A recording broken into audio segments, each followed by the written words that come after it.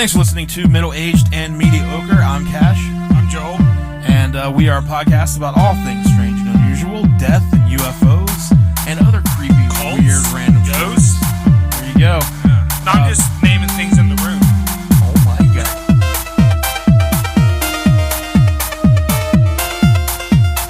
There's a cult of ghosts.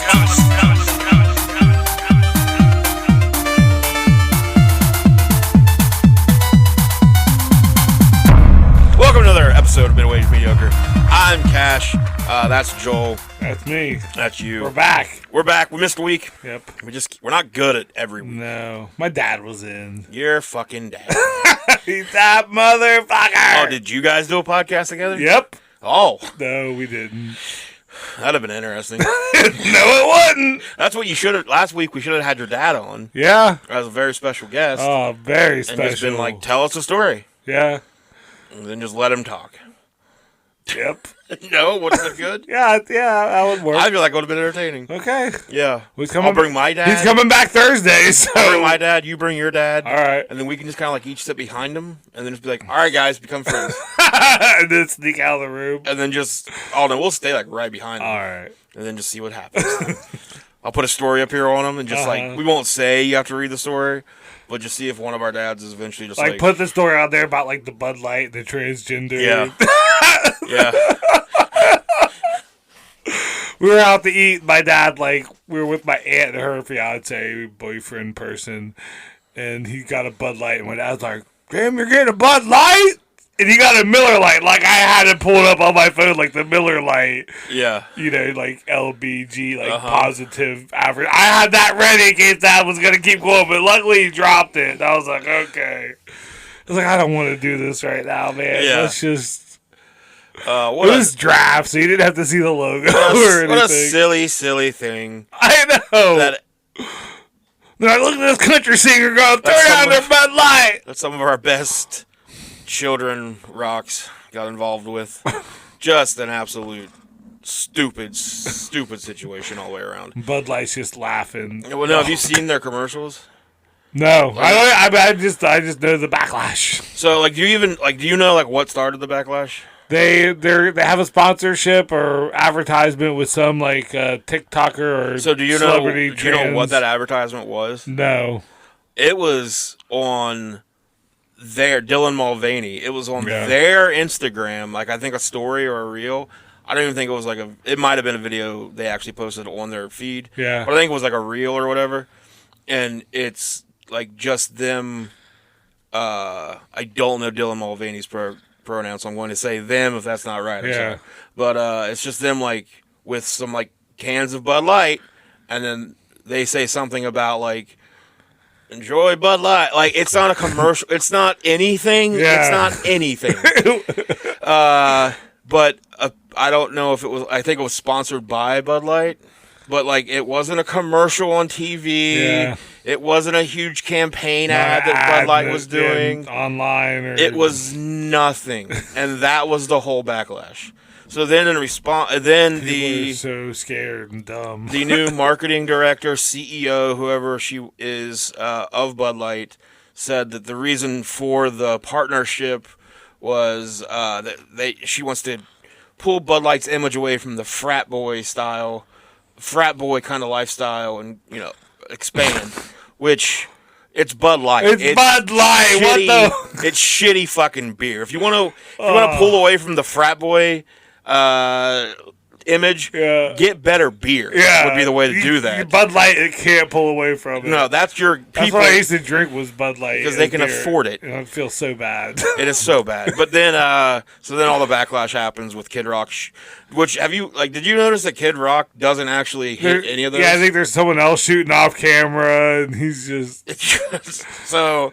The picture surfaced of him at some sort of event with a trans lady there. Of course. Yeah, but now he's just oh, fuck you, Bud Light. Yeah. He's just so dumb. Well, so then Bud Light puts out the marketing person, CEO, whatever, said the thing about the frat boys. They took a leave of absence because of all the backlash, whatever. Well, so then Bud Light puts out this statement where they're we're a beer for everybody. We didn't mean to start a fight. And then they immediately released this commercial that is the most generic, plain, just nothingness commercial where it like shows. Can't offend anybody. It'll show like farmland. And it shows like a guy like handing another guy a beer and then being like, yeah. And then it shows the Clydesdales, and then it's just like Bud Light. Anheuser-Busch is an American tradition or whatever. Just the most unoffensive, like, we're so sorry. They need to bring back Bud Ice, and I think that would make everything better. I think that would heal the world. Yeah. If Bud Light was Bud Light. Bud Light! I don't think that would do as well. If Bud Ice. Yes, beer with lice in it. It's crazy. I used to. Bud Ice would really make you sick. I mean, if you were just like, how can I shit for 2 to 3 days? Bud Ice. Non-stop. Bud Ice. Painfully. Bud Ice. Bud Ice and the Jets. Yeah. So, yeah, it's such a stupid time. Yep. We have...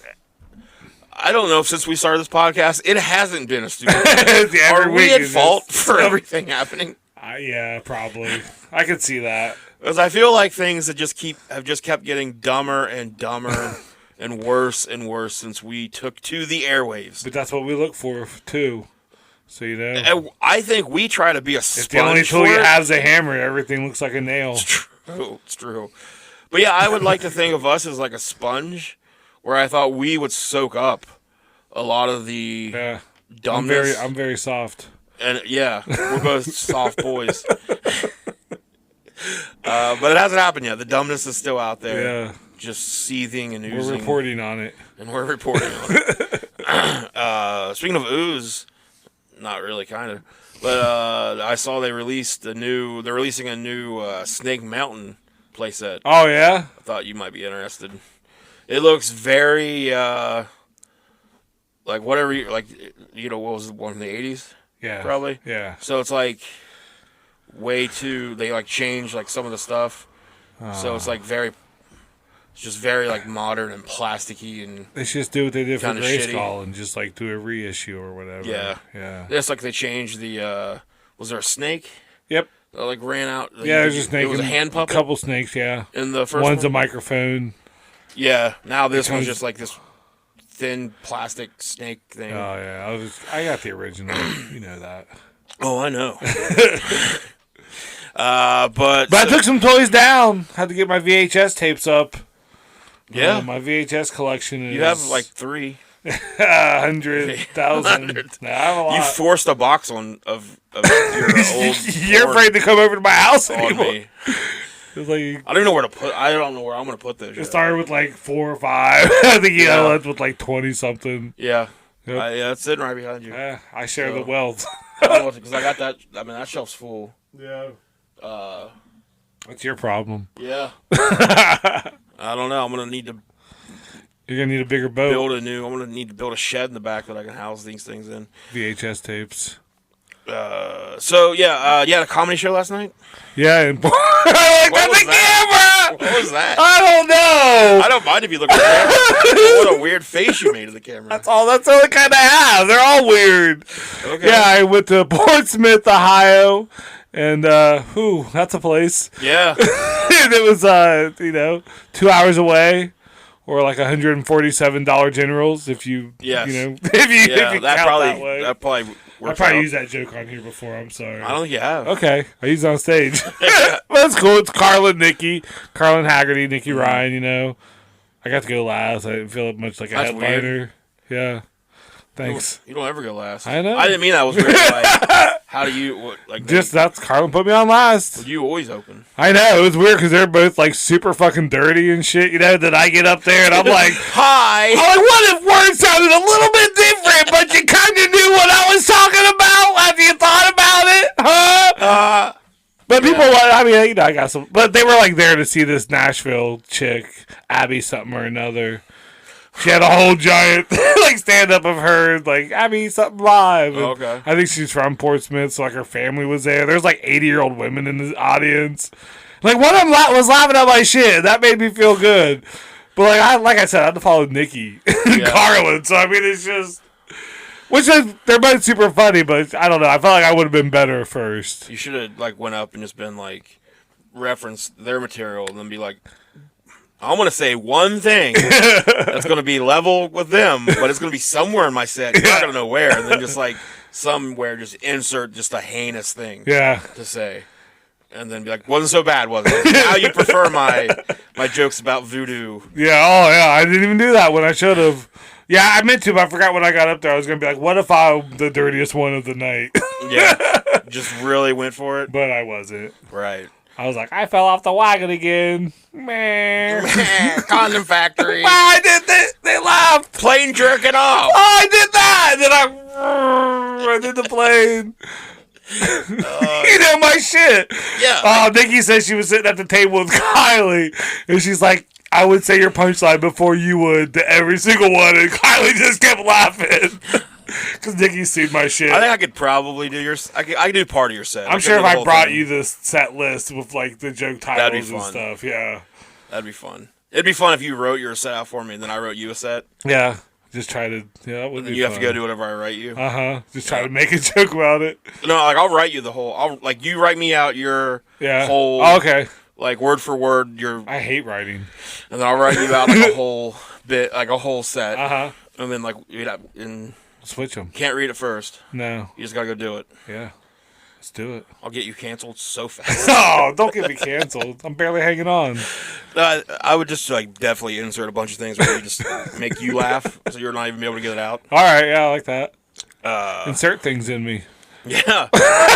Speaking of inserting things and things, a story just came out the other day about the mysterious deaths of 6 cattle in Texas. Half a dozen. And people are starting to already think UFOs. Yeah. But yeah, in Texas, there were 6 cattle found mutilated, which this has been happening. Like cattle mutilations have been happening for quite a while now, and there's been like the chupacabra to blame, UFOs. I'm guessing just like really horny farmers. Yeah. Like who knows who's all hyenas. They could be doing it. But maybe a dingo ate your baby. This was in Madison County, and the county sheriff's office. How are the bridges there? Pretty good movie. I've never seen it. Pretty good movie. I thought I was like, God, I hope that's Madison County bridges or whatever. The bridges of Madison County. Bridges of Madison. It didn't sound right when I was like, Madison County bridges. Clint Eastwood? Yeah, I think pretty so. Sure, yeah. Cool. Pretty good movie. All right. So the Madison County Sheriff's Office released a statement last week saying that remember that movie? About the bridges? Cows are dead. I don't think that's what that movie was about, looking back. But they released a statement saying that 2 of the 5 cows had a circular cut made that removed the anus and the external genitalia of the cattle. The circular cut was made with the same precision as the cuts noted around the jaw lines of each cow, because they also cut off the jaw of each cow. They took their jaw? They took their jaw? Yeah. Oh, my God. Why are you going to do with the cow jaw? I mean, I know what you do with the cow anus. I got a pretty good idea what's going on with that. You want to... What happened with it? What do you do with it? I think somebody's having relations with that. Oh, you think? I think they circular saw removed it. So they could, do what? Stuff. Stuff? What kind of stuff? Like cow butt stuff. You seem like you know about cow butt stuff. Oh. I don't know. Bovine butt stuff. I don't want to put myself fully in the shoe of the criminal. Well, that's the only way you can really capture the criminal. You have what if I can't get out of it? Put yourself in the dick of the criminal. Oh, no. I think. I've always said that. I'm not. I think that would help law enforcement if they took that approach. Yeah. We got to put ourselves in his dick. What would his dick do? What would his dick do tonight? My God, he's at 7th Street hooker. WWHDD. What would his dick do? Or hers. Well, it would still work with H. Now, I would like to just say that this podcast recognizes and feels for the 3 cows whose anuses were not good. I know. Fuck you. Yeah. Those poor... Why did you have to kill them? Why can't you check it first? They'd be like, no, Like, kill them all, like God sorted them out? Right. You know? I don't know if the aliens adopt that same saying. And But feeling. I feel like if they're UFOs, they're superior beings. Like, there's a way they should be able to scan the cow's anuses to see if it's good enough for them. Yeah. Yeah. I mean, they're obviously they got bad anuses. You don't have to kill them too. Like, their lives are pretty bad already. Yeah, if they already have non-usable anuses, then what are we doing? Although maybe it was for the best. Yeah. What's the point? You're walking around live with a shitty anus. Like, what's the... You got an unappealing anus. Just give it up. Just get out of here. Oh, my God. Then the sheriff's office shared that there were no signs of a struggle, so the cows were just like, whatever. Doing the same shit every day. And the grass around one of the cows found at the ranch was undisturbed. No footprints or tire tracks were noted in the area. So, sounds like UFOs. Yeah. But what are they doing with those cows' buttholes? Why only two? Jawline, or the jaw, Yeah. the butt hole. So they have 6 jaws. They have 6 jaws, 2 butts. 2 buttholes, and 2 sets of genitalia. Yeah, exterior. We don't know what the... You got WHDD. I don't know, man. I don't know. We got to get to Texas. We do. We got to get to Texas. We got to get to Cisco. Go fund us. Well, we're actually going to Texas in our story today. All right, cool. But before we get there, one more news story stood out to me. One more? This week. Just kidding. This just happened a few days ago. Are you familiar with the company Hasbro? Yes. Toys. They make a lot of things that we've enjoyed. When you first say it, I think of the little WWE Hasbros. WWE Hasbro. Like, you're a little guy. That's you. Yeah, me. But I think they're probably G.I. Joe. Yeah, G.I. Joe. Transformers. They've been around. Hasbro. A lot of board games, I think. Sure. So, have you heard of Magic the Gathering? Yeah. I've never played it. It. I'm not like a nerd. I'm a dork. Right. Yeah. That's that's nerd shit. You're a chessman. Yeah. When it comes to your gaming. Yeah. And if you like Magic, that's cool. You fucking nerd. Yeah. It's cool. Stay away from I like my dork shit. Yeah. I feel like if you like Dungeons and Dragons or D&D, what's that? Dungeons and Dragons. Yeah. I feel like that. I'm sure it's all cool. I just don't understand any of it. I ain't got time for that. I gotta watch 4 things at once. Yeah, you. Although you might want to go ahead and just add this in there too. I can do it. Have you heard of the Pinkertons? I've heard the name, but it's not. That's Weezer's second album. Is Pinkerton? It is Weezer's second but that's album. like a place in Japan, I think. So, but this is like the FBI's or something, right? Sorta. Okay. So a couple days ago, so apparently Hasbro, they own the Magic the Gathering property. Okay, good for them, making money. Yeah, so they have a expansion pack coming out called March of the Machine, The Aftermath. Oh. It was supposed to be revealed at the beginning of May, but somehow this YouTuber known as Old School MTG, Magic the Gathering, they posted a video on their YouTube channel that showed off some of the boosters in the cards, and showed about 75% of what was going to be in this release. This release was due, and it's coming out sometime beginning of May, so this is April 26th that he shows this. That's before May. Yeah. So... Hey, I've seen a calendar. Yeah, hey. Don't mansplain stuff to me, hey. I've seen calendar. Those days listed. Yeah. So Hasbro sends... Rip it! Yes, middle-aged mediocre. Sponsored, air quotes, by Rip It Energy Fuel. Dollar Tree. Rip it. Okay, so Hasbro sent the Pinkertons to go and they raided this YouTuber's home because he had these cards that he was supposed to have already. I wonder how he got them. Someone from the factory. So, according to Dan Cannon, This was from an article on Gizmodo.com by Linda Codega. According to Dan Cannon, a YouTuber known as Old School That's MTG. a cool fucking name. Dan Cannon. I think Cannon's the cool part, but it's just Dan Cannon. Dan Cannon. It's just Dan Cannon. Yeah. Goddamn Dan Cannon. Oh, the goddamn Dan Cannon. Yeah. Fuck. So he needs to change his YouTube name.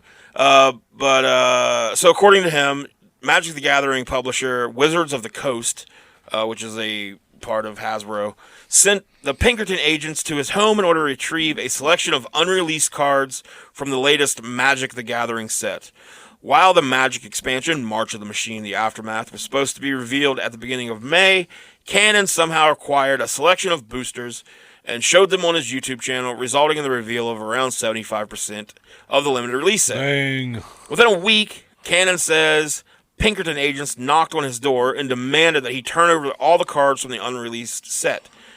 He had released videos on Wednesday, Thursday, and Friday. The agents arrived on Saturday morning, he says. According to the Wizards of the Coast, the company sent an investigator, quote, as part of an investigation into the unauthorized distribution and disclosure of embargoed product. Oh. And only after, quote, several phone calls went unanswered. No one answers their phone. No. Text. God, no. Hey, you got them cards? Yeah. Hey, you up? Hey, you up? You up? What you doing? You got them cards? The investigator, the company says, quote, visited him and asked that he reach out to us as part of our investigation and return the embargoed product. I love that they keep saying that. And packaging. He agreed to do both. We are replacing all of the unreleased product with the product that he intended to purchase. So in an email exchange with Dan Cannon, goddamn Dan Cannon, confirmed the statements he made on the video and added additional context stating that, quote, as soon as my wife answered the door, they aggressively asked for me by my full name, announced themselves as the Pinkerton Agency, and said they were there to recover, quote, stolen goods. The embargo! After his wife asked them to wait outside, Cannon says that they forced themselves, at least partially, through the door and prevented her from closing the door all the way. When Cannon eventually got to the door, he says he assertively moved everyone aside, which... I think the biggest surprise so far is this guy's got a wife. He is Dan Cannon. Yeah, but he really seems to be in the Magic the Gathering. Now let's not... Okay. All right. This cannot come from us. We cannot be the guys criticizing... That's true. That's true. We're not those guys. We can't do that. I was kidding. Have people seen our places? We apologize to Dan Cannon. The thoughts and views expressed by Joel do not reflect upon middle-aged and mediocre. That's right. Nerds. So, yeah, he says that he assertively moved up. That's the part that, like, assertively moved everyone. I came in there, took care of business. TCB, baby. Yeah, Dan Cannon. Told the agents they needed to treat him with some more respect. I got a wife. They did eventually dial it back and become more civil after that. He says, at some point, Cannon alleges the treatment by the agents made his wife cry. Aww.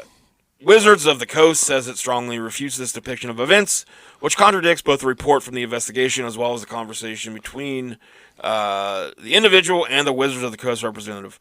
So he was, according to Dan Cannon, he got these cards because someone sold them to him. Like, okay. Yeah. On the black market? Through eBay or somewhere, you know. It's got to be a factory worker. I mean, somehow. So he says that he received the cards because of a distribution error. He said he was not aware of any embargo when revealing these cards and says that the YouTubers frequently open early boxes and are allowed to show off cards early. He claims he purchased these cards for about $4,000. $4,000. Magic the Gathering cards. Okay. $4,000. All right. Under the impression sometimes I'll buy a VHS tape for $5. Yeah, and that is. And I'm like, oh man, $5. Fuck, that's gonna. Man, I can't eat tomorrow. Yep, no, I'm so not gonna be hot and ready now. I'm gonna be able to watch Under Siege. I'm not gonna be eating. Beating that Steven Seagal. So he paid $4,000 while under the impression that they were from the already released set. So Hasbro, Wizards of the Coast, or whatever, they're the ones that like release these to somebody. Yeah. I'm assuming. So, and then this guy Dan Cannon's not gonna lie. Dan Cannon pays $4,000 for them, and then somehow gets his home rated by the fucking Pinkertons. The Pinkertons. We'll get into the Pinkertons. All I right. think I think we got a couple episodes coming up Yeah. where you're going to be providing the content Yeah. and stuff for him. That's going to give me because I'll definitely be ready for that next Saturday. yeah, I'm going to have to text you every day. Oh man. And we'll get into the Pinkertons. Like okay. they kind of started like they're involved with they have ties back to like Billy the Kid, like those days. I've definitely heard the name movies. Probably They were in Young Guns. Okay. I have Young Guns 1 and 2 on VHS. See, so you didn't eat for a week. One of their biggest things they did, which was actually a decent thing, was they prevented an assassination of Lincoln. Not the assassination of Lincoln, an assassination attempt of Lincoln. But then they became basically just union busters. They're real dicks. Yeah. They're real shitty. The federal government won't even employ them anymore.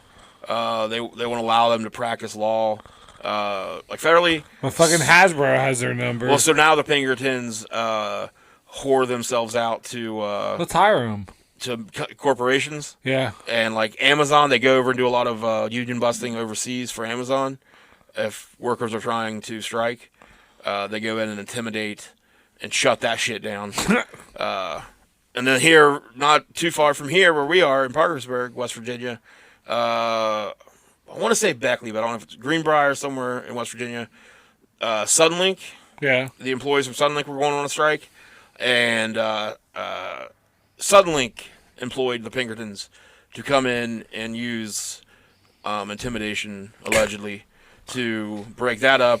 And their reasoning was because they said that the strikers were becoming unruly and destroying property, and reportedly the only person making any sort of ass of themselves. Pinkertons. Well, no, it was a scab who crossed the picket line, but then got pissed about like having to, I'm assuming, do work. Yeah. I'm assuming something inside Suddenlink. He was like, "Oh, fuck this! Yeah, Now I get gotta do it. everything? I fucking get it." Yeah, and then he went out to his car and like did donuts in the parking lot. While, like, so his name Dale. Look that up. Is that Dale? Dale That fucking sounds like Dale, man. Dale Cannon. Yeah. So yeah, but the Pinkertons then were there to like provide intimidation, and they're assholes. We'll get into the Pinkertons. But all right, so let's take a break. All right. And then we're going to come back. We're going to go to Texas. Okay. We're not going to look at cows' buttholes, Abilene. but we are going to look at a very merry robbery. Well, during the break, let's look at cows' buttholes. Okay. Okay, let's take a break. Okay. Okay.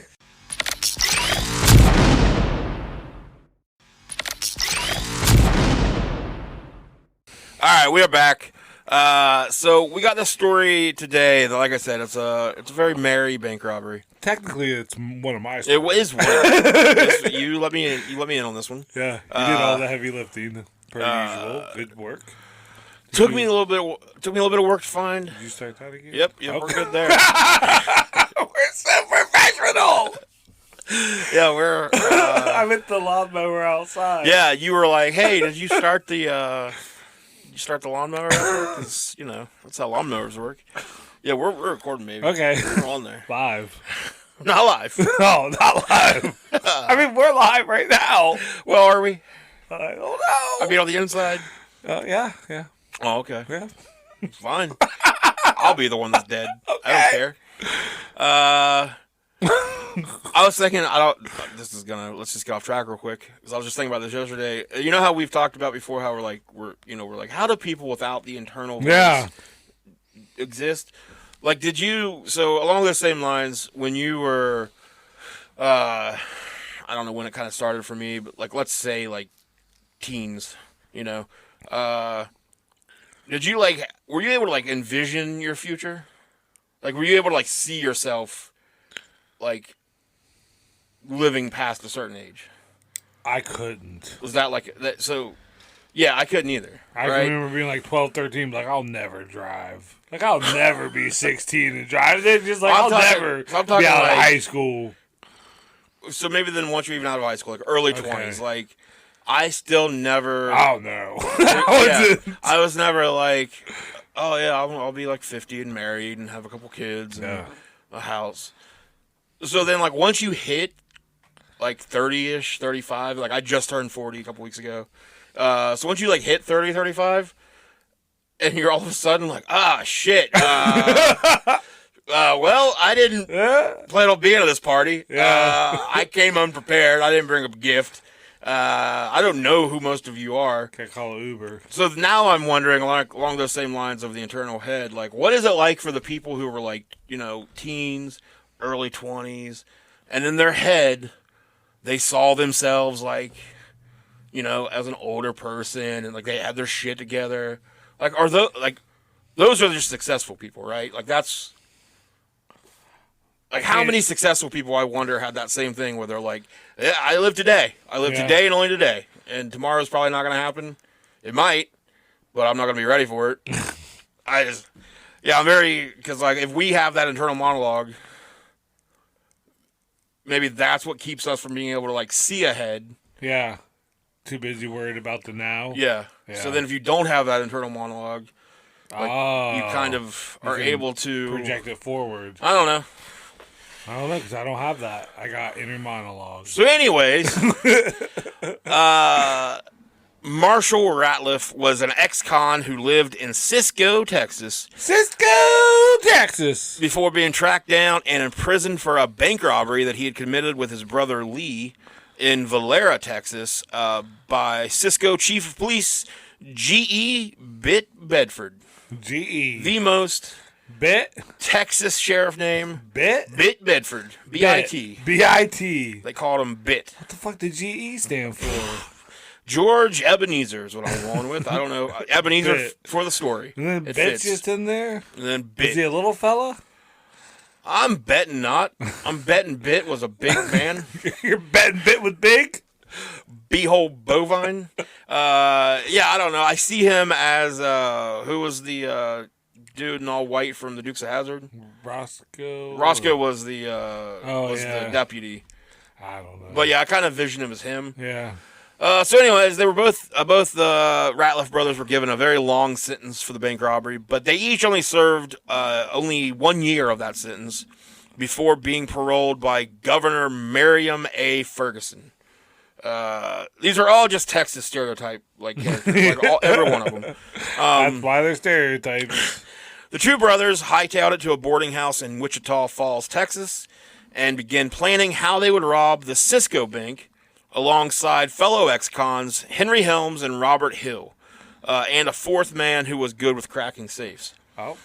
Before the bank robbery could go down, however, Lee Ratliff was once again arrested. I'm not sure for what.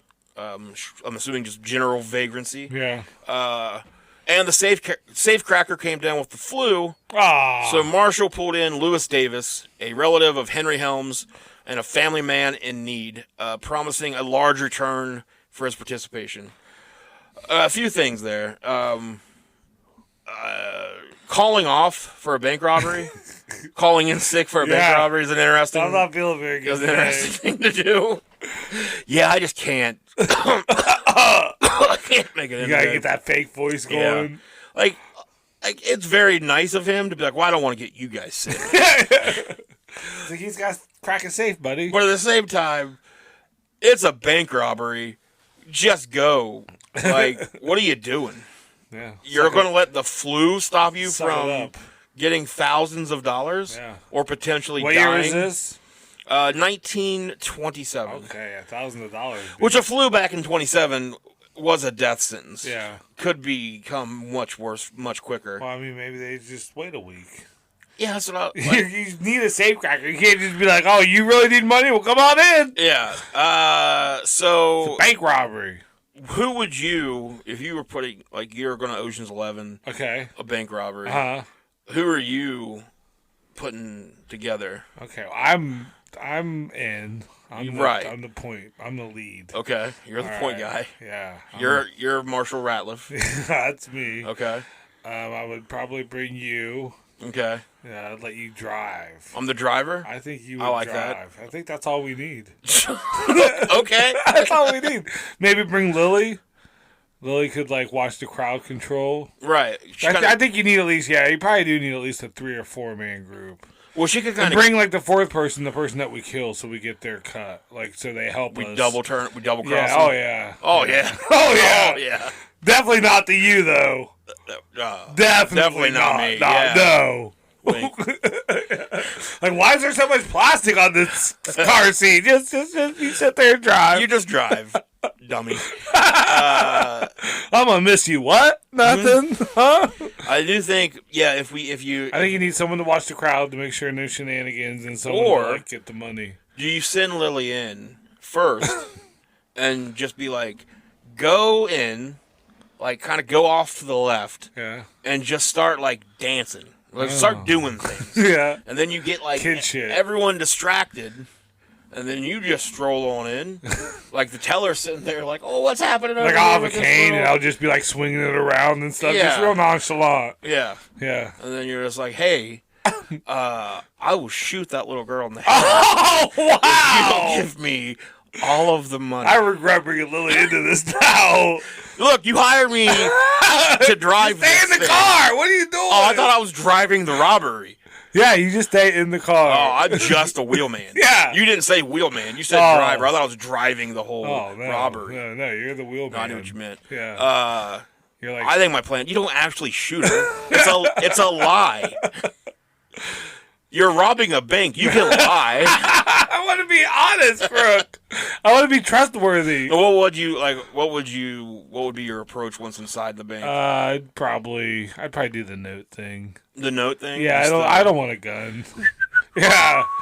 Do you have the finger in your shirt? No. It'll just be a note. Be like, if you don't give me all the money, I'm gonna go home and be so fucking sad. Okay. I'm gonna go home and just just be sad and cry. No, just be sad and cry. Is that how you cry? I don't know how it's spelled out on the note. Like, if you know, I'll just go home and go, You just put like a sad face. Sad face. Yeah. Little tears dropping down. Yeah. Over you. Yeah. I'm like, please. Please. Like a second note that I slide across, and it just says, please? They just give Question mark? They give you a 20. They're like, here. Yeah. And then you did it. You robbed the bank $20. Yay. And then I peel out of there. Right as you get out to the car. Yeah, I'm not even in the You're car out of the yet. car. I'm going. Oh, shit. I stole your car and God, left you at the scene of the crime. I'm the winner. I'm definitely double-crossing you. I'm not giving you the chance. I'll have it. I double-crossed you first. I'll track you down. I remember talking about Rob long time ago. worked in the mall, and there was a bank in the mall that we'd have to go deposit money into every day. Uh-huh. And I remember just standing there one morning. We were waiting, and I'm with my manager, and they're like, we should just, you know, it'd be a bit. They said they're my manager, and they said like, you know, we could make a lot more money just robbing this place and working today. And I was like, yeah, that's a pretty good call. They're like, they're joking, but they're like, so how should we do it? And I'm not joking, and I'm looking around, and I'm like, there's 7 people in here plus the 3 tellers. We got to kill them all. Can't leave witnesses. I was like, we got to get the cameras. We got to make it quick. And we just take what we can get and go. And they're looking at me, and I was like, and then I'm just like, we got 40 seconds, go! And I was like, yeah, you're not crazy, right? Yeah, I mean, so you want to go back and make some popcorn? So, but I've thought about it. I don't think you can get away with it now. No. I mean, the 20s, the bank robbing time. Yeah. Sounds fun, I think, until we get into some of the details, which we do have a whole story left. So one guy calls in sick. I'd like rob a bank and leave one of our stickers or something. Like, tune in and hear about this. We just couldn't help ourselves. We had to plug the podcast. Every listen counts. Like, we had to plug it. We're going to talk about this on next week's episode. Listen. Like, we actually don't at first. Like, we're almost out the door. They're like, actually, hey, everybody here. You guys quick, had fun here. You all going to love this. Go ahead and pull up your phones. Go to Spotify. Search for Middle Age. Make everyone rate us. A good point. Yeah. 5 stars! Yeah. You hit those follow Type buttons. something positive. So yeah, they got a guy that called off from the bank robbery. He's sick. Lee, he's back in jail. So they bring in a new guy. So the four. Makes me think of Dane Cook.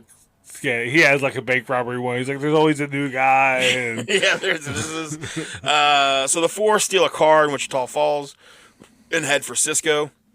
They arrive on the morning of December 23rd, 1927. Right before Christmas. Right before Christmas. Wow. And they're pretty prepared to make easy money here, or so they think. So during this period in Texas, there were three... This isn't a bank robbery! Remember that movie? Hold up. Remember that movie? Mm-mm.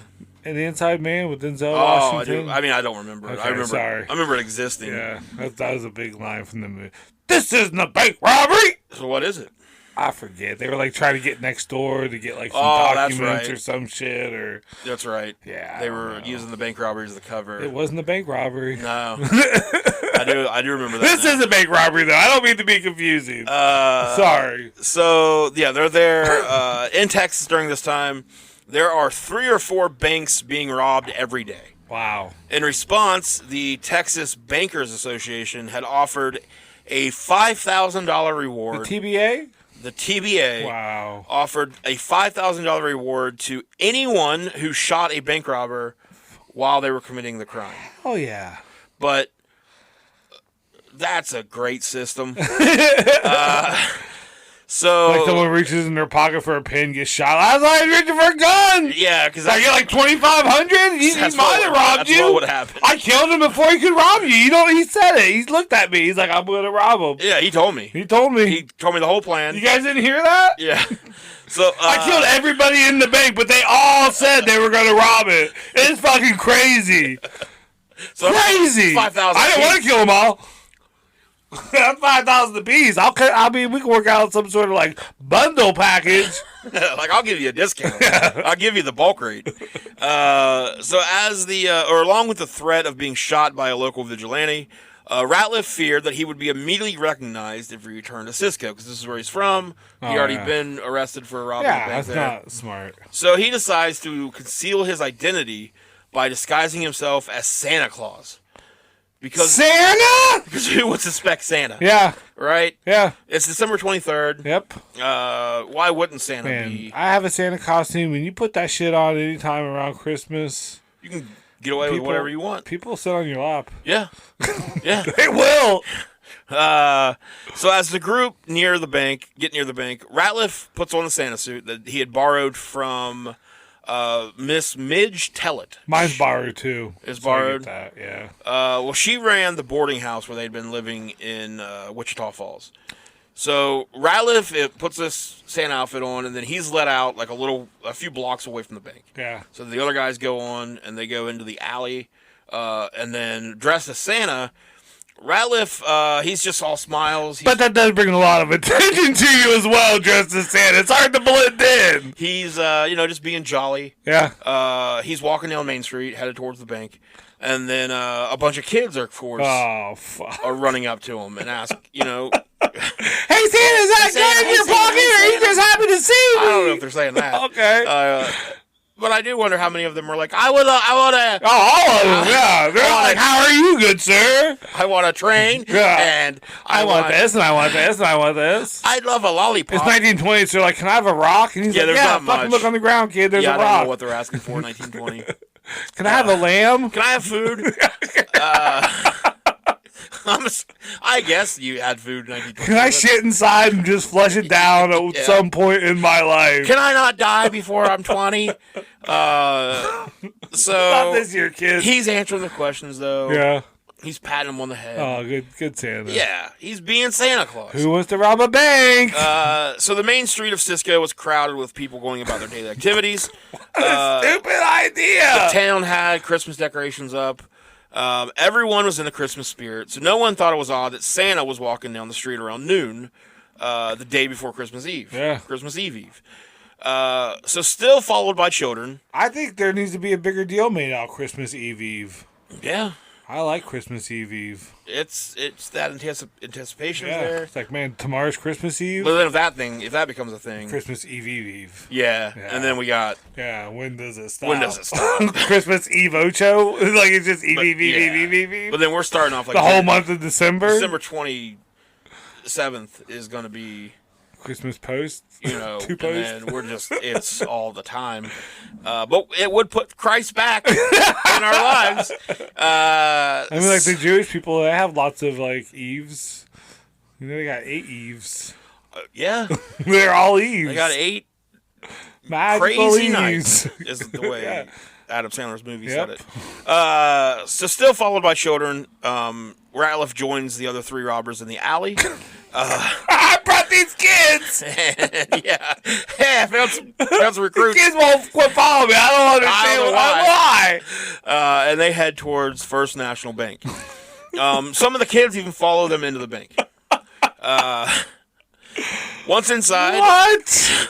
once inside, I think he's maybe trying. Like, if he would have really been able to think quick on his feet, he would have employed my strategy. Yeah. As soon as he walks in and there's like 7 kids around him, he'd have been like, "Ho ho ho, children, go and start dancing for Santa." Yeah. Line up against the wall. And everyone kitties. would have been looking at this whole scene, and then like the other 3 guys could just strolled right in and robbed it. Yeah. But he's not a quick thinker. Strong armed them. Instead, once inside, the cashier is like, "Well, hello, Santa.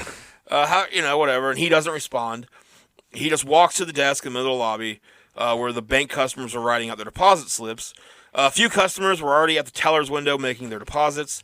The cashier again calls out, "Hey, Santa!" And again, no response because that's not his name. Oh,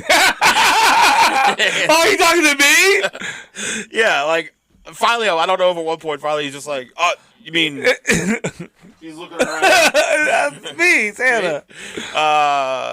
Right about at this point, after the second, non-response, Ratliff's accomplice, Robert Hill, enters the bank, pointing a pistol at the cashier and yelling, "Hands up!" The second bandit, Henry Helms, he also enters, already brandishing a gun, followed by the third man, Lewis Davis. Ratliff pushed through a swinging door past the cashier's desk, went into the cashier's cage, opened a drawer under the counter, and removed a pistol from that location, stuffing it under his red Santa suit. Now all 4 men were armed.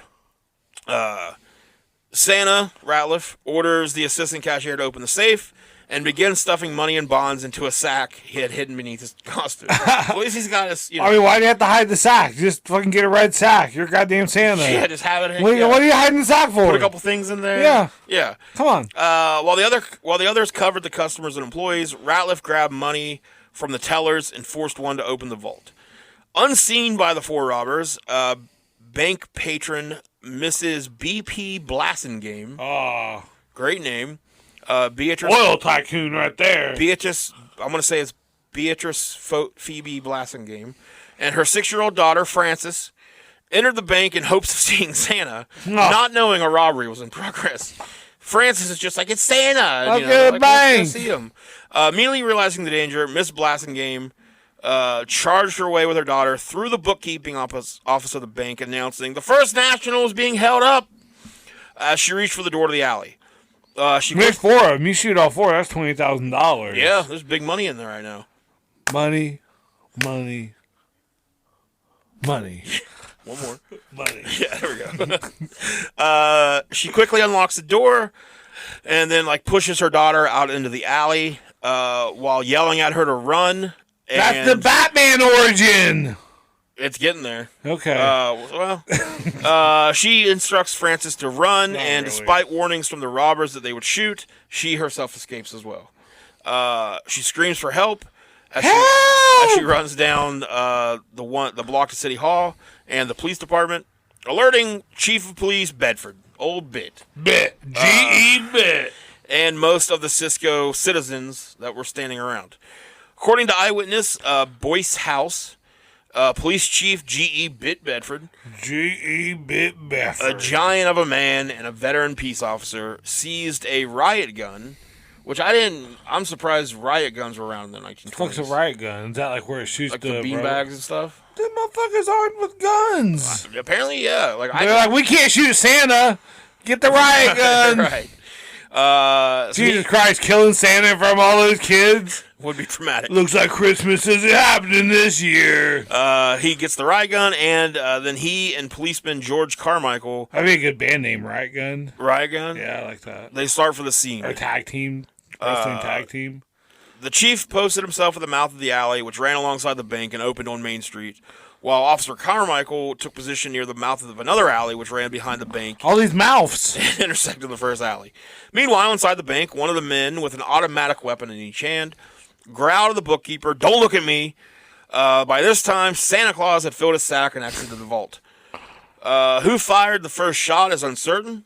Some sources state that Ratliff, dressed as Santa, fired first, the bullet striking the bank's plate glass window, possibly to signal unseen accomplices that the bank robbery had been accomplished. So maybe like a getaway driver. Yeah. Other sources say that Hill, seeing someone outside, fired a shot through the window, and a shot was returned, prompting Hill to fire several more shots into the ceiling to show that they were armed. Now, I would like to think that Hill saw his reflection.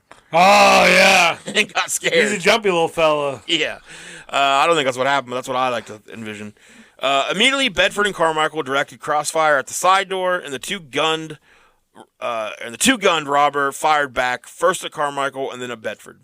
The four robbers took hostages, two little girls, Laverne Comer, age 12, and Emma Mae Robertson, age 10, who were in the bank and used... I feel like those are bad hostages because you want hostages that are at least as tall as you. You do, but at the same time, you want hostages that they're not going to fire at. True. I don't think they're going to fire any hostages. But you got... But they can fire, if you're like the hostage up to your waist, man, your whole head's just But open. they're probably not going to take the risk of shooting a kid. It's 1920. Yeah. There's kids everywhere. Yeah, I mean just fucking... So using the two little girls as shields, they make their way into the alley to a getaway car. Well, they're 12 and 10. Yeah. So, they're probably big enough that... Okay. If you want to take kid hostages, that's fine, Josh. I'm just saying, for me, I would take adult hostages, okay? Okay, well, have your kid hostages. You made it clear that you want kid hostages. Yeah. Okay. I think my it's reasons clear. are sailed. it's whatever. You're going to have a harder time moving around an adult. Nah, adults are scared, man. They're kids, man. Kids, they could bite you or something. Well, adults are just gonna put a gun to adults' head, man. They're gonna move. All right. All right. Keep your kids though. When your bank robbery goes south, you keep your kid hostages. And you're laying there. I'll keep my adult hostages. Bleeding out. I want you to remember. That's what I'll say. Oh, Josh was right. And I'm running away. I got one kid hanging over my back. I got the other one in my arms. And I'm like, look at me. No one's shooting at me. The kid bites you. Well, You've been bit before. I'm ready. There's gunfire being traded. A bullet struck the cashier in the jaw. Oh, in the jaw? Another struck a bank customer in the leg. So...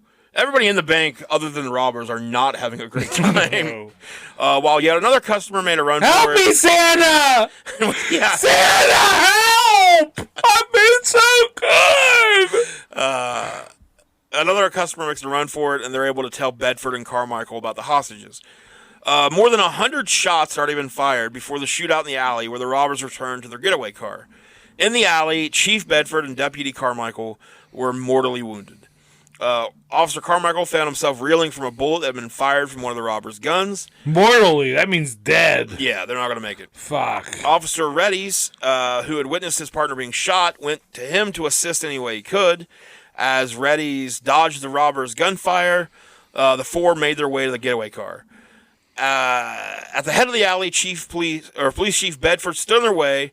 In the exchange of fire, Chief Bedford, who had been a peace officer in the area for some 25 years, was shot 5 times. Damn. Chief Bedford and Policeman Carmichael lay dying of their wounds, and 6... That's a bit excessive. A little bit. A little bit. A little bit. A little bit. A little bit. That's his name. A little bit. Bit. A little bit Bedford. Yeah. So bit. they're laying there dying of their wounds. That 6 just regular-ass citizens, they're wounded. I'm just a regular ass citizen. They probably lay there saying that. I'm not supposed to be here today. Now, at this point, onlookers rush to hardware stores for pistols and rifles, and then they begin opening fire. Oh, good. So now you just got a whole lot of people shooting. Yeah. A rifle bullet struck one of the fugitives in the arm and spun him around. But all four of the robbers begin their getaway, traveling south on Avenue D with their hostages. While they're doing this, they realize that they're almost out of gas. You got a plan better than they this. forgot to fill the tank before. Whose job is it to get the gas? This is what happens. I had to get the Santa suit. This is what happens when somebody calls in. Yeah. Sick. Yeah, the new guy's like, look, I'm new. This is my first day. I didn't know anything about the fucking gas. I'm sorry. I mean, the other guy's Santa Claus. So I don't know how cars work. It can only be one of the other two guys. I never learned how to drive. Yeah. Okay? I don't know how any of this works. This shit scares me. That's why I'd have you, man. You'd be ready. Oh, I feel like the tank would be full. You'd have like a really killer song ready for me for when I got in. Like, have you seen the movie? We'd have a bank robbery. Have you seen the movie Baby Driver? I don't like to think about it. Oh, because of... It's pretty creepy. I watched it after I learned everything about that guy, and it's just... Because of old rapey. Yeah. Rapey Spacey. Rapey Spacey, yep. But it is a cool movie. He's got the playlist going and stuff. I feel like you'd do that for me. I'd be that guy. Cool. You wouldn't not fill the tank up with gas. I'd have a full tank of fucking gas, Christ. man. I got a car waiting, like, miles away that we can jump into real quick. And that's where you double cross me, and then you get into that one. You're like, ho, ho, ho, Santa. Yeah, I'm not dressed as Santa, though. But I am. You are. In my mind, I'm the Santa. Okay. Because I have the suit, so. Right. Yeah. Well, like, I take the beard and, like, pull it above your eyes and you can't see it. Yeah. Boom. Or pull it out and, like, let go of it where it comes back and smacks me. Hits you in the face. Look, that was a thick move. And then you shoot me, yeah. I wouldn't double cross you. Okay. As they neared the edge of town, pursued by the mob, one of their tires was flattened by a shot from law enforcement.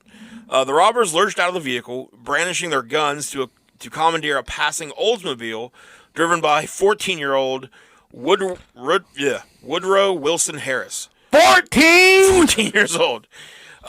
He relinquishes the car. Sure. The robbers transfer the loot, hostages, and their injured partner to the Oldsmobile in the midst of the gunfire. When they finally had everything ready to go and get away in this new car, they realized they can't start the car because the old 14-year-old kid, whenever they ordered him to stop, he was smart enough to just take the keys out and keep them on him. So they didn't think about that either. Fuck you guys. Yeah. So I may be 14, but fuck y'all guys. Oh, Davis, he's the one that's been 1920, 14 is practically like 35. He's seen some shit. Already been through the ringer. He's back from the war. He's like he's grizzled and he's already smoked 7 packs that day. He's got like 3 kids at home. Yeah. Oh yeah. He's like, man, the wife is not going to believe this. He's like, it's whatever. Just do whatever you want. So Henry Davis, he's the one that's been shot. Yeah. Spun him around. So once they realize they can't start the car, they leave him behind. Henry Davis. He's like, just the arm, guys. I can walk. Like, no. Just you stay here. They leave him in the car, and then they like, no, really though. It's just my arm, guys.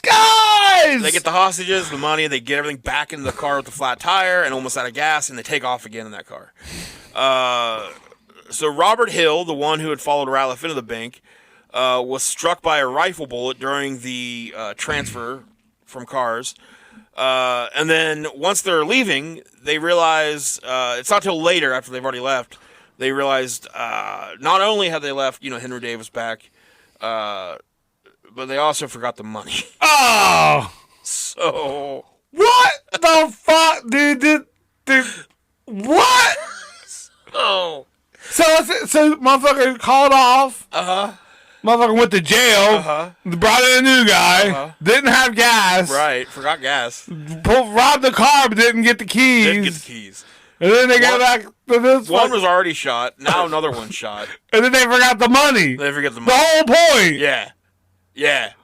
So the current situation is Henry Davis is laying. It's like the universe is working against these fellas. It's almost like crime doesn't pay. Yeah, it's like, baby, just get a job. Just fucking get a job. So in the Oldsmobile that they can't drive because they don't have the keys for it. Henry Davis is laying there bleeding out. Yeah, and I feel like he's probably who they blame for the not having the gas. That's why they're like, just stay here. You had one fucking job. Stay here. So they leave him in the money. Yeah. So then in the car that has almost no gas, the money, and a flat tire, it's Ratliff, Lewis, and Davis or Helms, and they're in the car with the hostages, the two little girls. So they're making their getaway though. So the mob that's been chasing them, they find Davis and the money, and they temporarily gave up the chase at first because they're like, "Well, we have the money, and we have one of these money is what matters." Now, here. if they hadn't taken if they left the two little girls back too, those three may have they could have just been like, "Fuck it." I'm sure at some point they'd have been like, "Let's try to go find them." Yeah, but at that point they were like, "We got the kids, we got the money, we got this dumbass." So the money was returned to the bank. They had stolen $12,400 in cash. They left the money. And $150,000 in non-negotiable securities. So they had $162,400 of 1920 money. 1920. So they probably would those non-negotiable securities. I don't know exactly what they would have done with them. Yeah, but they would have gotten quite a bit back. They wouldn't have negotiated them. No. I don't care if you're dressed as Santa. It's not. This is non-negotiable. So estimates were made that at least 200 bullet holes were made in the bank. A number that many feel was too low. Yeah. They think there was actually way more. You think people were shooting higher? Maybe. Higher on the wall? Like the bullet holes were higher up into the wall and the ceiling? What are we getting at? I don't know.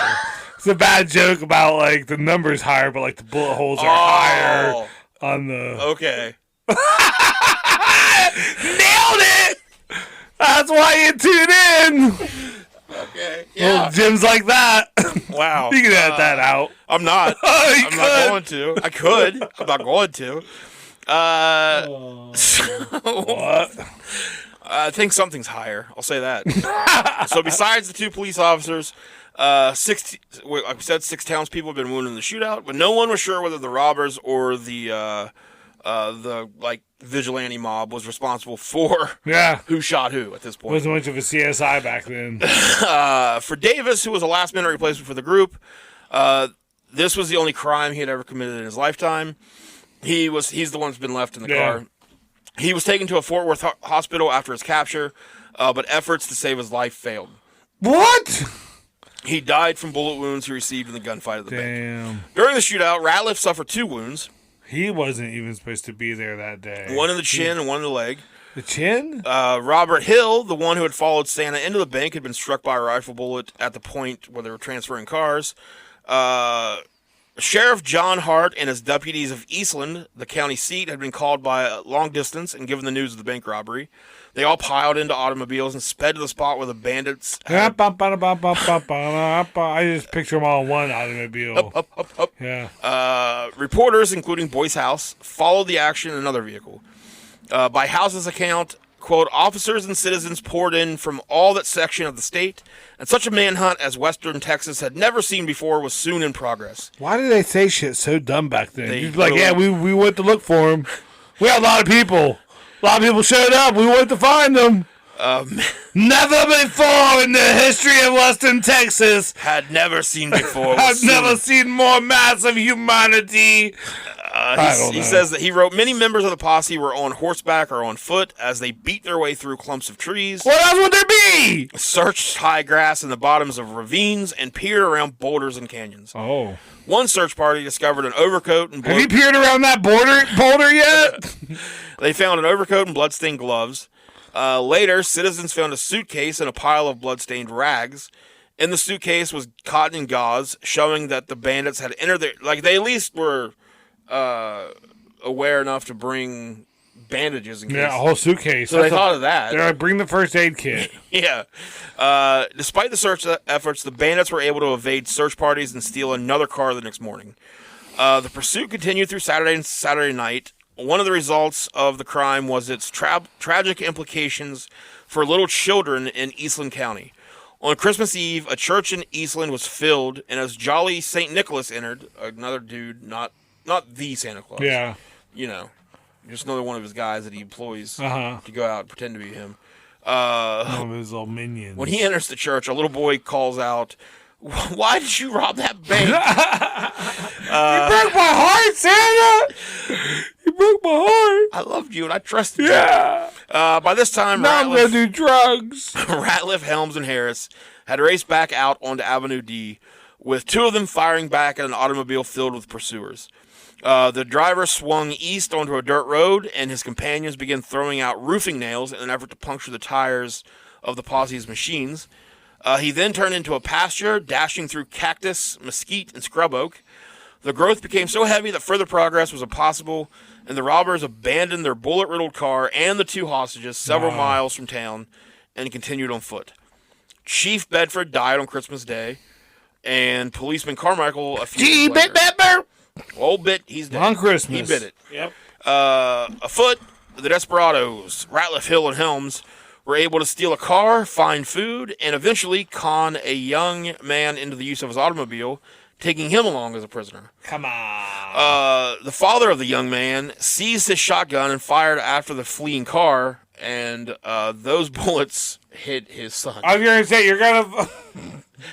Bullets don't know. They're not, all right, bullets, you go get those bad guys. Don't hit my son. It's just the way that we have always thought that every problem can be solved. We just have more guns. By shooting bullets at it. Yeah. Haphazardly. That's what Kid Rock thinks. He's Yeah. got a problem with the Bud Light. He's like, I gotta shoot bullets at it! So after hiding out all night with nothing to eat but oranges, which they did not offer to the injured young hostage, Helms, Hill, and Ratliff decided to return to Cisco to hide in plain sight. Okay.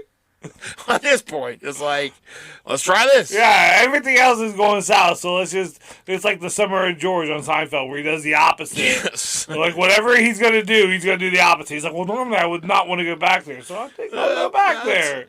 So they release the hostage. And they become mayor. And his car to him, and they steal another car.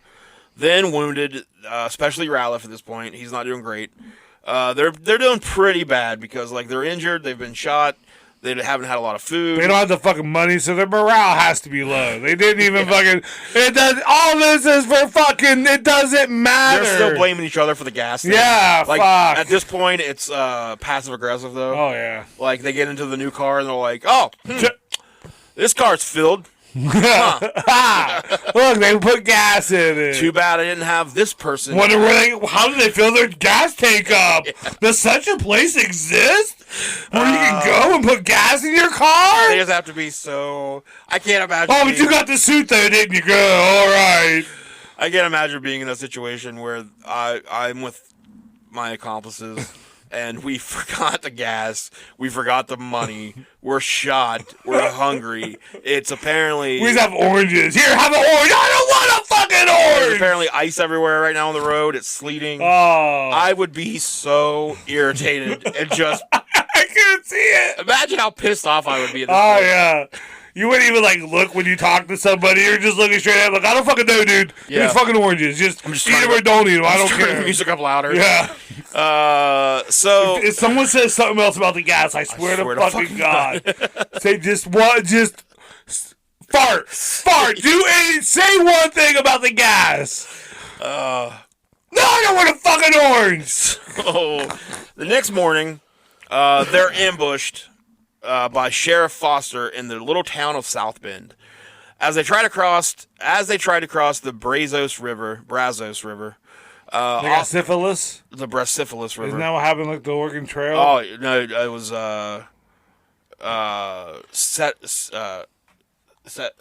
not sedentary. I don't know, then. Never mind. It just made me think Oregon Trail. Dysentery. Dysentery. Yeah, that always got you. Gonorrhea, was that on there? No, I don't Crabs?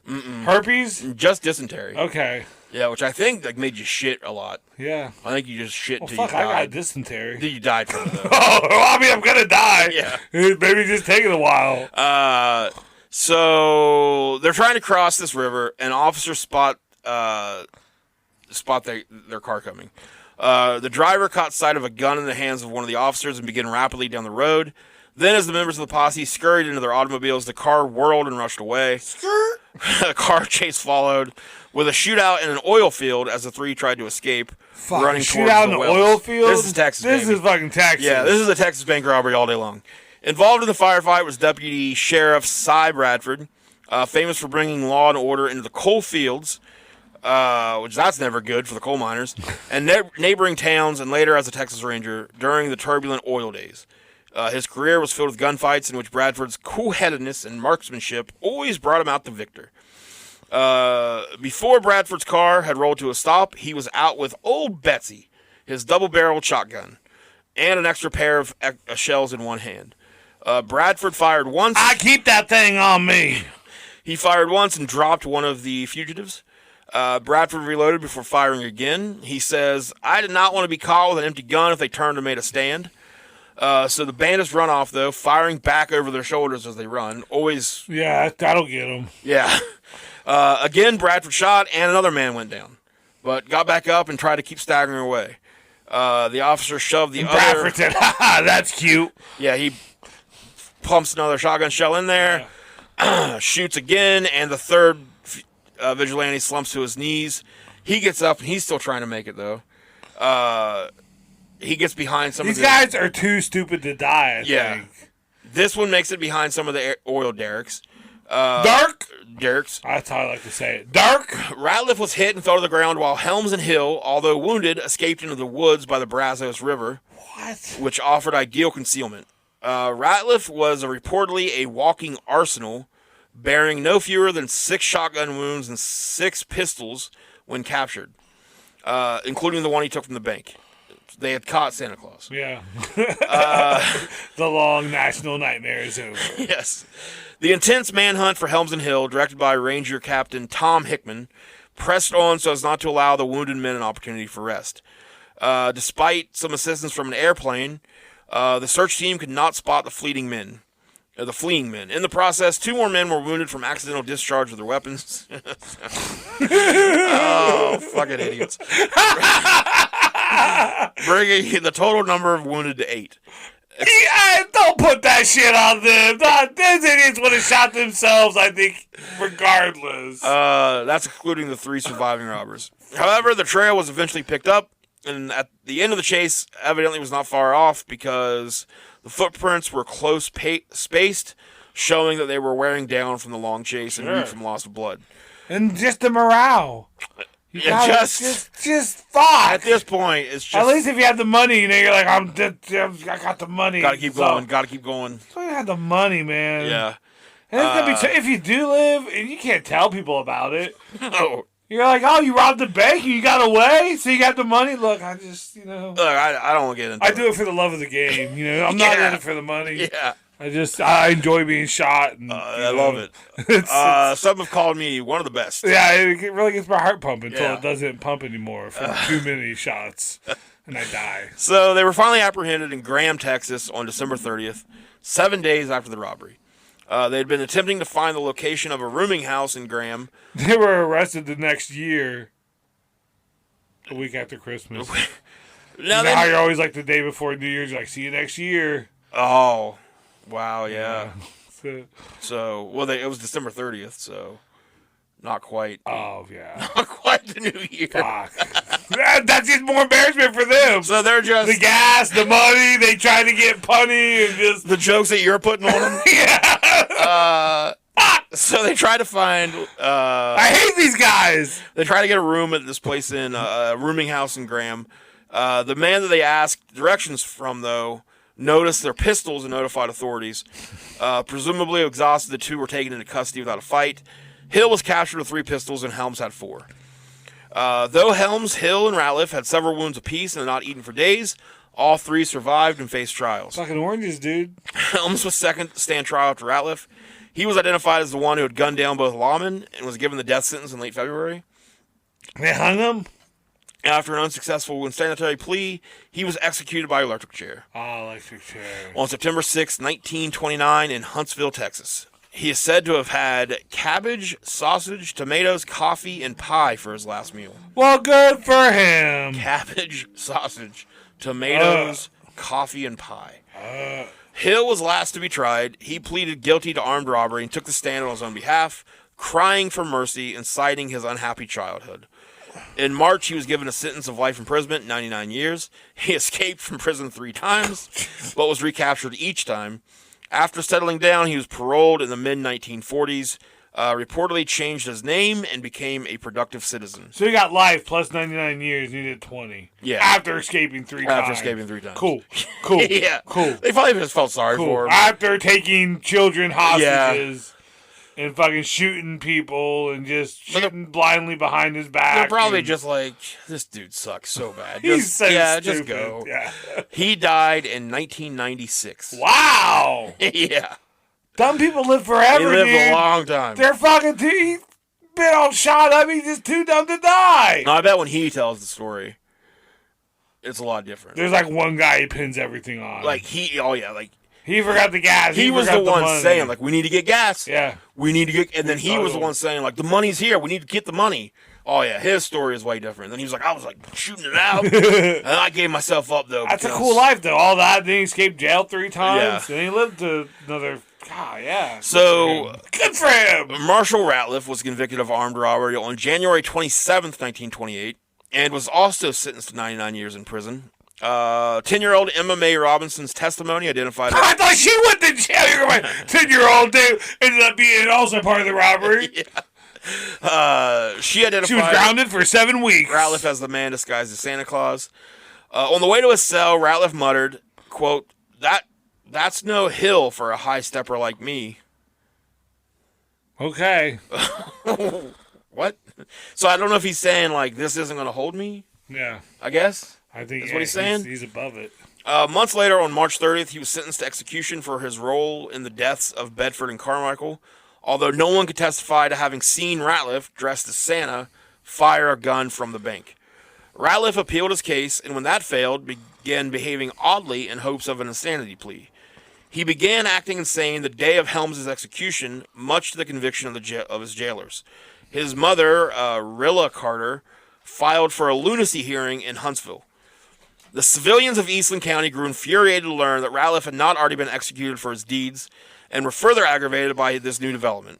Judge Davenport ordered Ratliff... He was still wearing the Santa suit. They're like, make him take it off! He could not be Santa forever. That's not right! Lots of prisoners in there sitting on his lap. Judge Davenport ordered Ratliff be extradited to Eastland County Jail, writing a bench warrant for robbery of the Harris' Oldsmobile.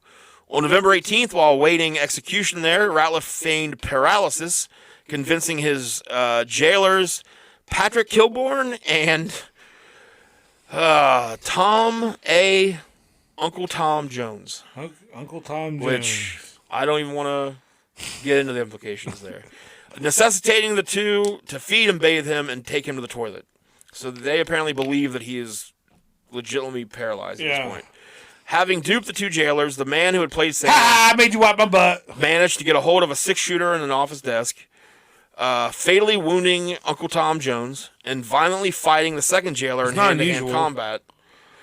Sometimes shooting a few rounds that, fortunately for Kilbourne, missed their mark.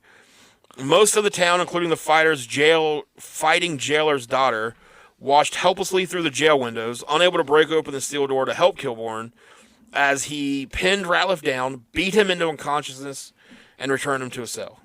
So I guess he's not paralyzed anymore. No. But he might be now. He beat it out of him. Yeah, we're back into it. Or maybe back into it. A crowd began to gather the next morning, and by nightfall had grown to nearly 2,000, all clamoring for Ratliff. Kilbourne refused their demand, but was overpowered by 15 to 20 men who rushed in and dragged Ratliff out. They tied his hands and feet, carrying him to a vacant lot behind the local Majestic Theater, where the play The Noose was being presented. Ooh. There, they threw a rope over a wire between 2 telephone poles, on which they intended to hang him. The first attempt failed when the knot came loose and fell to the ground. Always awkward. The second time, however, they used a stronger rope and were successful. His last words were, "Forgive me, boys," before he was hoisted 15 feet in the air. He was pronounced dead 20 minutes later at 9:55 p.m. on November 19th. Do you think they hated him more because he wore the Santa costume during the robbery? It probably didn't help. Man, it's just like... No one... I mean, the police officers died, but like one of the robbers died. The other guy got the death penalty. I mean, they took 2 little girls. I'm sure the town people were just like... I think town people just want any reason. They're like, we can kill this guy. They're probably thinking, like, why aren't we killing this guy? Yeah. Like, whether he shot those 2 cops or not, they're like, he was involved in taking 2 little girls prisoners. He's the cause for He's not the Santa. situation happening. He pretended to be Santa, which made that one little boy cry in church. They like brought that little boy up to his dead body. He can't hurt you now, little Jimmy. Yeah. As he's hanging there swaying. I'm gonna have nightmares. So yeah, that's the story of the Santa Claus robbery. That's a good story. That's Cisco, crazy. Texas. Yeah. I liked it. Yeah, I'm shocked there hasn't been a movie yet. While we were talking about it, I was like, man, this would be such a good movie. Like the gas, the fucking goddamn the money. Yeah. I can't imagine being in the situation, being chased down by just a bunch of vigilante people. Like you stop the rest, you're like, you got the money, right? Like, no, what? You got the money. Yeah. Don't fuck with me right now. I'd have killed everybody. I got an orange. Yeah, I would have saved the police and everybody having to shoot the other people with me.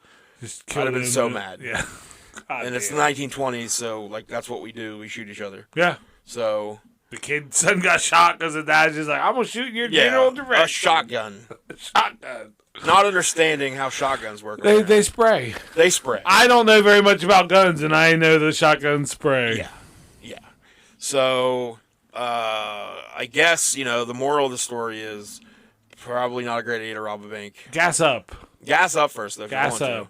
I think make a checklist.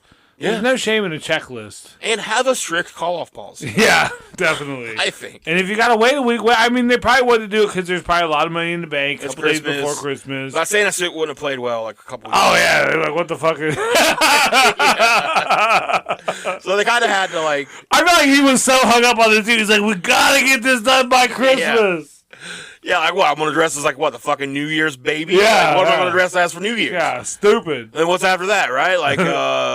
Valentine's Easter Day? bunny? Wait Am for I gonna Easter? be Cupid? You gonna wait for Easter? No, I got to be Santa. Gotta be Santa over here. I don't know why. Hey, I'm walking to Santa over here. He became a New Yorker. That's what we do. So, all right. Well, we'll be back. We'll be back next week, hopefully. Mm-hmm. Maybe not. Who knows with us? Can we talk about what next week is gonna be? Yeah. PG-13, middle-aged and mediocre. We're doing that one next week? Yeah, right? So now we got 2 things. Oh, do we have 2 things? Well, the All PG-13 one works. We'll see if I get done. I'm going to. I'll have it ready. Yeah, we're going to do our first PG-13 episode, which is going to be... It's going to be a real crime. Well, let's not spoil the movie. All right, yeah. Let's not spoil that We won't spoil it. It should be... It's got me. It'll be interesting, though. I'm looking forward to doing it. Yeah, it's going to be fun. It'll be the first one. My daughter wants us to do it. That's why she's going to be 13 in November. Yeah. So we're going to do PG-13 real crime. I think it'll be fun. Yeah. And then you're going to threaten her with a gun. Yeah. That's how it works. It's as long as you're not really going to shoot her. I'm not threatening her with a gun. I'm threatening the bank teller that I will shoot that kid. Okay. I'm putting her life in the bank teller's hand. You'll look at her like you have a little smile and a wink. Now, once I make the offer, it's on the bank. Lives are out of my hands at this point. There's nothing you can do about it. That's right. Okay. Other than follow through with my threat. Yep. Which I will. That's the way you were raised. Yeah. So, Rebecca. What kind of day are we going to have? If you want that little girl to keep on dancing, give me the money. I suggest giving me the money. Yeah. Money more important than that? That's what you're saying? It's on you. This money isn't even yours. I can't control it. I know that kid's not yours either, I guess, I suppose. But do you really want to live with her death on your hands or the loss of money on your hands? So my plan's going to work, is what I'm saying. That's the worst. What ho, ho, ho. Ho, ho, ho. All right. Well, thanks for listening and watching. Which, by the way, if you've listened to this point, kind of like to tell you, but we're gonna try to have videos of the episodes available on our YouTube. So you can just go to YouTube and search for Middle Age Mediocre. Yep. But we're gonna try to start posting video See our episodes. mugs. Yeah. Like our faces. Yeah, our faces. I thought we hadn't. And I had to stop for a second to be like, we don't have mugs. We don't have mugs. We need mugs. We do. That's what you do with them. You drink. But yeah, we'll be back with our first PG-13 episode, and then we're gonna have. It's got a fucking rule, I think dude. there's another episode that you're gonna do. I think just that. No, there's another one. There is? I'll figure it out. Well, I mean, we need to bring back Ronnie Crawdad, too. Yeah, but, we got to do another Crawdad episode. Yeah. But then I think we'll do like a pretty deep dive into the Pinkertons. Yeah. Because they got some interesting stories. But like and subscribe, follow us, follow our TikTok. We're going to be trying to post more stuff over on there. And rip it! Turn the can a little bit. There you go. Rip it! When you're not listening to us, just rip it. Energy fuel. Energy fuel! Power. It's power. Sugar-free. And the flavor... It's so good. The flavor is power. That's right. Oh, it's so warm and it's all backwash. All right. See you guys later. Bye. Rip it!